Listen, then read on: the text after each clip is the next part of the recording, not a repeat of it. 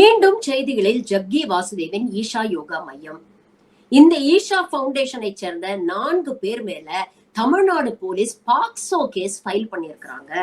ஒரு சிறுவனுக்கு பாலியல் தொந்தரவு கொடுக்கப்பட்டதாக அவனுடைய தாய் கொஞ்ச நாள் முன்னால பிரஸ் மீட் வச்சாங்க.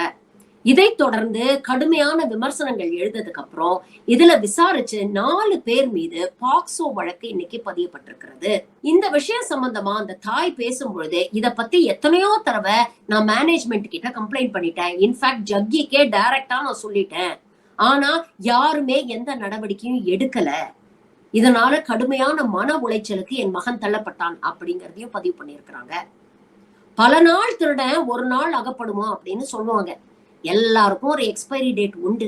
மோடி ஆதியோகி சிலையை திறந்து வச்சாரு, உள்துறை அமைச்சரும் குடியரசுத் தலைவரும் எங்களுடைய ஃபங்க்ஷனுக்கு எல்லாம் வராங்க அப்படிங்கிற தெனாவட்டுல சுத்திட்டு இருந்த ஜக்கிக்கு இன்னைக்கு பிரச்சனை ஆரம்பிச்சிருக்கு. கூடிய விரைவில் இன்னும் பல உண்மைகள் வெளியில் வரும் அப்படின்னு நம்ம எதிர்பார்க்கலாம். இன்னமும் இந்த நாட்டுல இருக்கக்கூடிய ஜுடிஷியரி மேலயும் ஜனநாயகத்து மேலயும் கொஞ்சம் நம்பிக்கை இருக்கு. அத இந்த நாடு காப்பாத்துதா அப்படிங்கறத பொறுத்து